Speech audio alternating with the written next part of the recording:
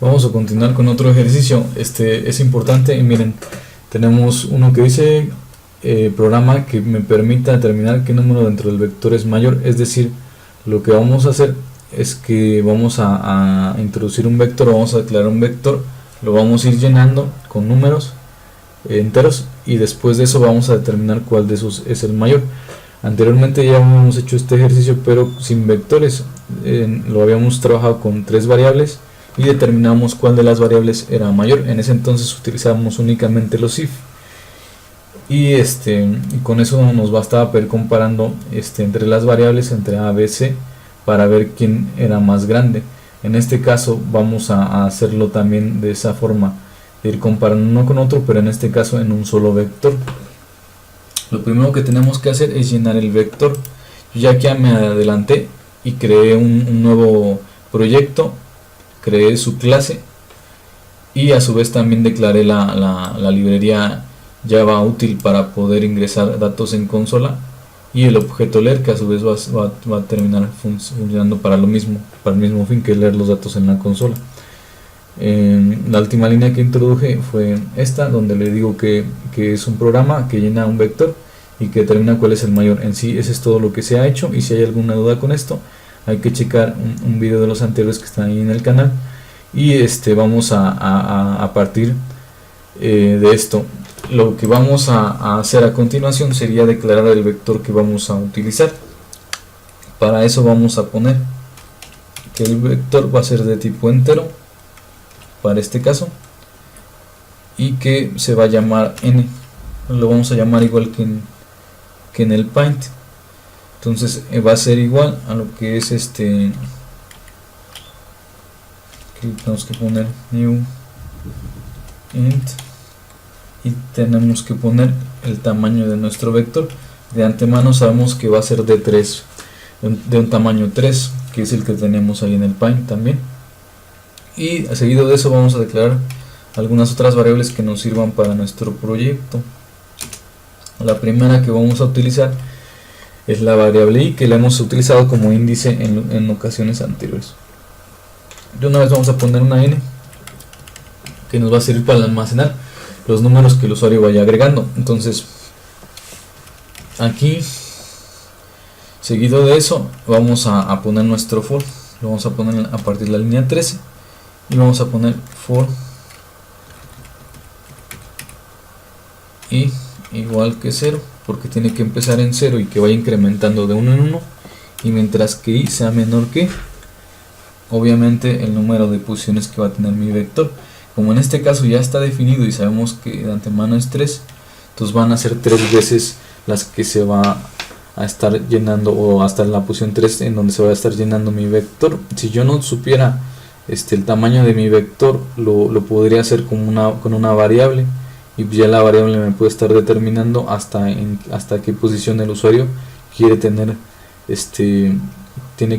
quiere tener valores en el vector. En este caso únicamente son 3 y no hay más. Después de eso incrementamos ahí en 1 para que cada vez que pase por aquí incremente y vaya moviendo el índice en el vector. Entonces abrimos llave y automáticamente se genera, cuando doy enter, la llave de que cierra el for. Y allí lo que vamos a hacer es ir pidiendo datos al usuario para que se almacenen en el vector. Entonces vamos a imprimir un letrero que diga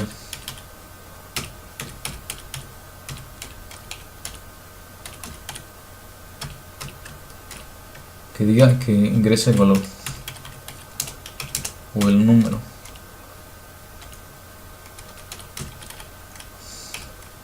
Dos puntos, espacio, y concatenamos con, vamos a dejarlo así, ingrese el número. Le ponemos 2 puntos para que el usuario lo ingrese. Ahorita no vamos a imprimir ninguna variable. Entonces vamos a poner aquí abajo la variable donde queramos que se almacene. Aquí pudiéramos poner de hecho directamente el vector, es decir, n en la posición y que sea igual a leer punto next int. Pudiéramos ponerlo así y ya aquí va a estar guardando directamente lo que son los datos que se hayan ingresado en consola, y al darle enter se guardarían en el vector en la posición i, en la 0, y ya después se va moviendo a la 1, a la 2, así sucesivamente. Pero vamos a hacerlo de diferente manera. Vamos a poner aquí una variable primero, vamos a poner a la n que habíamos ingresado en la línea 9. Entonces en la línea 16 vamos a ahora sí a guardar lo que tenemos en n en el vector. Para eso ponemos n en la posición i va a ser igual a lo que haya en n. En este caso tiene el mismo efecto de lo que habíamos hecho hace un momento, pero con la diferencia que estamos utilizando una variable de más. Vamos a dejarlo así, pero cualquiera de las dos maneras vale, ¿no? Para el caso, también dependiendo, ¿no? Porque si a lo mejor aquí vamos a hacer primero un proceso y después ese proceso lo guardamos en n, pues si no sirve tener una variable de más. Por eso es que lo vamos a dejar por mientras así. Y bueno, aquí ya cerramos el for, ya lo tenemos cerrado, y vamos a copiar esta línea para irla analizando con el pan que tenemos ahí.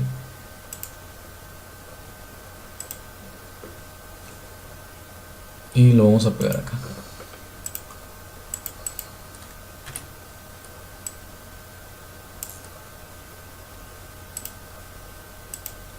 Entonces este for me va a servir, como habíamos dicho, para llenar el vector, y empieza igualando ahí con 0. Entonces como empieza i en 0, ahí la movemos para la posición 0, ya que el valor de i va indicando en dónde se va a posicionar dentro del vector. Y después va a la siguiente línea de código donde le dice al usuario: imprime un letrero que diga que ingreses el número. Entonces ya se le imprime al usuario, y después lo que haya ingresado al usuario se guarda en una variable que se llama n. Entonces esa variable n va a almacenar los datos que se vayan agregando en el programa. Entonces n vale lo que el usuario diga. Entonces en ese punto pide n cuánto vale usuario, y usuario va a decir a lo mejor vale un 3. Y después de esa línea de código se pasa a la siguiente línea de código donde dice el vector en la posición i, es decir en la posición 0, va a valer lo que hay en n, y en n ahorita hay un 3. Entonces hace eso, y seguido de eso se va a la línea final y regresa al for e incrementa ahí en 1, y ya no va a valer 1 porque ahí le pusimos que va incrementando de 1 en 1, y ahora vale 1 y se va a venir para la siguiente posición del vector. Y a su vez llega a la siguiente línea, vuelve a pedirle al usuario otro número y se almacena en la variable n. Entonces digamos que el usuario esta vez dice que vale un 0, y pasamos a la siguiente línea de código donde nuevamente dice que el vector en la posición i, es decir en la posición 1, va a valer lo que vale n. Entonces en este momento n vale un 0, y esto lo va a hacer así sucesivamente hasta que no se cumpla la condición del for, ya que llega a la última línea, vuelve a la primera, incrementa ahí en 1, y esta vez ya no va a valer 1, sino va a valer 1 más 1, 2, y lo vamos a pasar a la posición 2 del vector. Nuestra siguiente línea de código dice que volvamos a ingresar el letrero de ingrese el número, válgase la redundancia, y se guarda en n. Entonces en n va a guardar un valor que va a ser digamos esta vez el 6. Pasa a la siguiente línea de código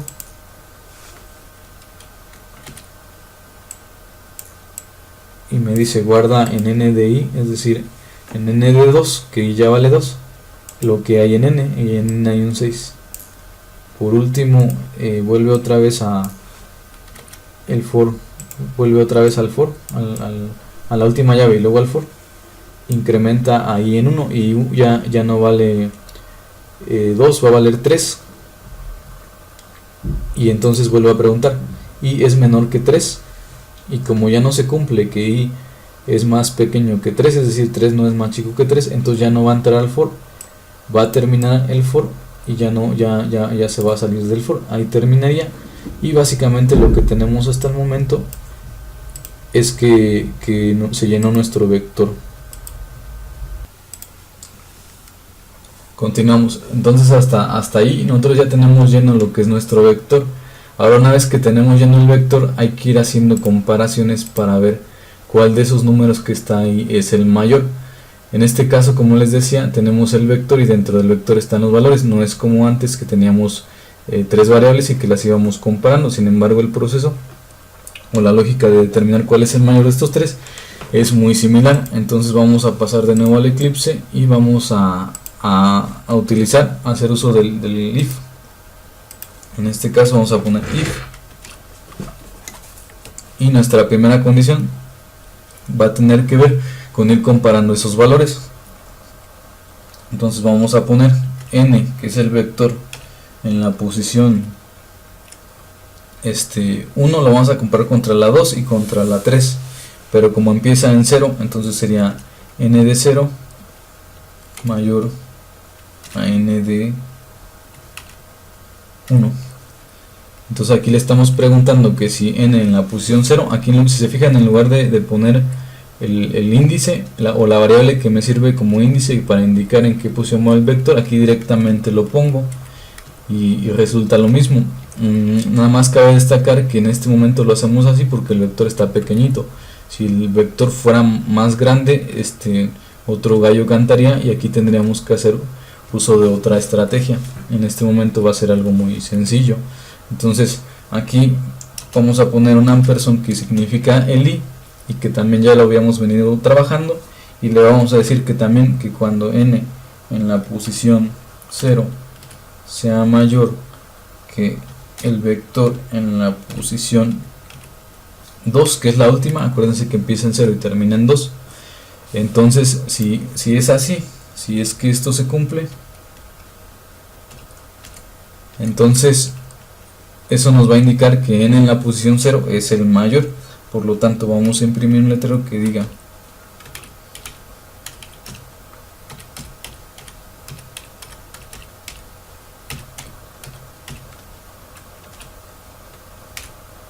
n el mayor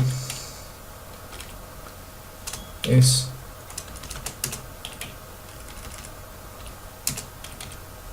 dos puntos, espacio, y vamos a concatenar ahí a n en la posición número 0, ya que en esa posición se encontraría lo que es el número mayor en el caso de que se cumpla la condición que tenemos ahí. En el caso de la programación, nosotros vamos a ir para resolver un problema, ir buscando patrones, y ya una vez que encontremos ciertos patrones nos va a permitir darle solución muy eficiente a un ejercicio o a un problema. Entonces aquí cuenta mucho ir como buscando patrones. Entonces nosotros vamos a utilizar el mismo patrón que ya tenemos acá para el caso de las otras posiciones del vector. En este caso nosotros vamos a comparar esta vez la número 1 con la 0 y la número 1 con la 2, ya que si es cierto que la posición número 1 es más grande que la 0 y también es más grande que la 2, entonces el mayor sería el que está en la posición número 1. Entonces en este caso cambiaremos aquí de 0 a 1 y eso es lo que imprimimos. En este caso podríamos utilizar puros if y al final tendríamos 4 if, ¿no? 3 para terminar cuando es el mayor cada uno de las posiciones y el último para cuando se diga que son iguales. Eso se puede, pero yo hallo más fácil trabajar con el else. Entonces vamos a trabajar con una estructura de else if, para lo cual ponemos else if en lugar de if únicamente. Entonces aquí la estructura del else if empieza con else if y al final else, que es que si no se cumple todo lo que hay atrás, entonces hace el else. Entonces vamos a ponerlo para que se ejemplifique. Entonces vamos a poner el siguiente, que es, nos vamos a copiar lo que ya teníamos anteriormente y lo vamos a pegar. en la parte de la línea 27. Entonces ahí nosotros vamos modificando aquí. Entonces aquí la última que vamos a comparar es la 2, que es la última, la vamos a comparar contra la 0 y la vamos a comparar contra la 1. Entonces si ese es el caso, entonces el mayor sería en la posición número 2.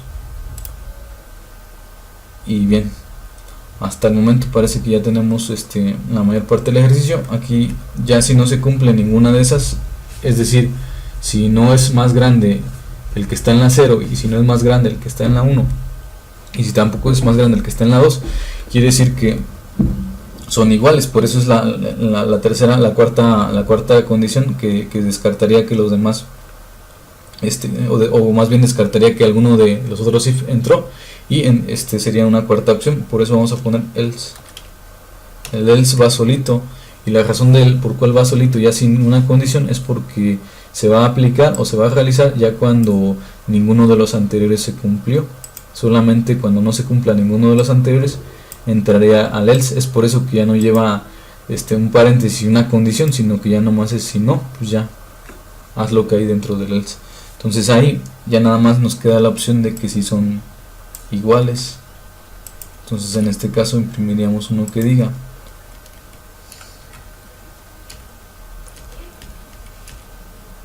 los números son iguales, y podemos imprimir incluso la posición, la que sea en este caso, porque si son iguales da lo mismo imprimir la posición 0 que la 1 que la 2. Entonces vamos a dejarla así y vamos a ejecutar a ver cómo funciona.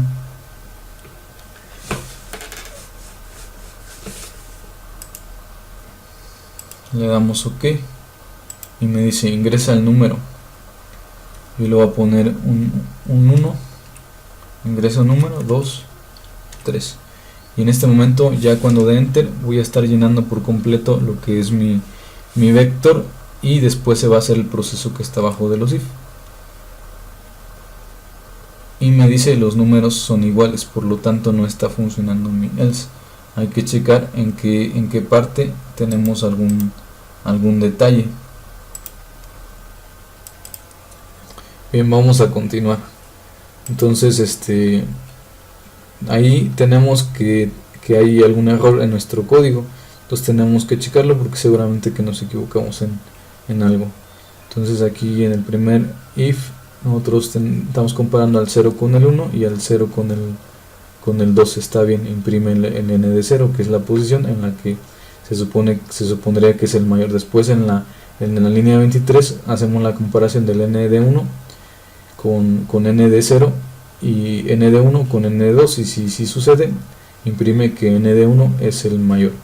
Y en la última comparación dice que si n de 2 es mayor a n de 0, y aquí nos estamos equivocando. Miren, aquí tuvimos que haber cambiado el 2, ya que es el 2 el que estamos comparando con n de 1, y si es así, entonces si imprimes n de 2, y si nada de eso sucede, entonces imprimes que son igualitos.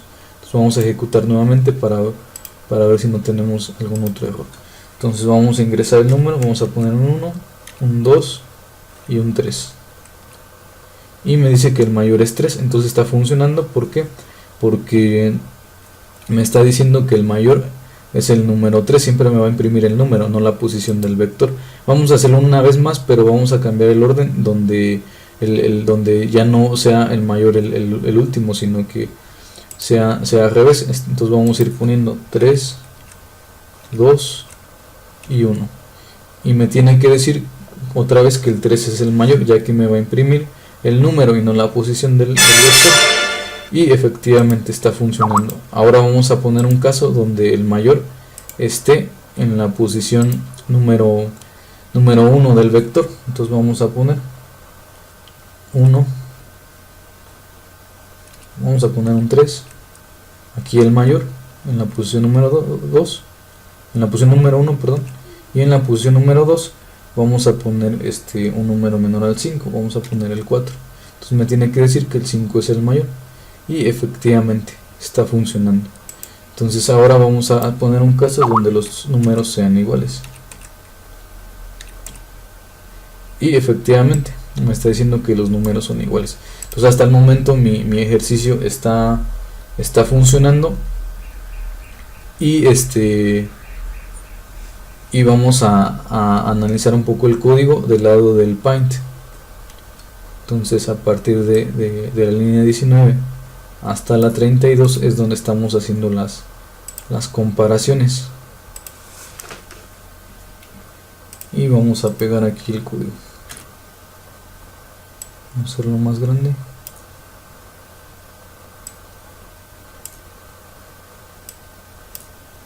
Y me parece que es todo.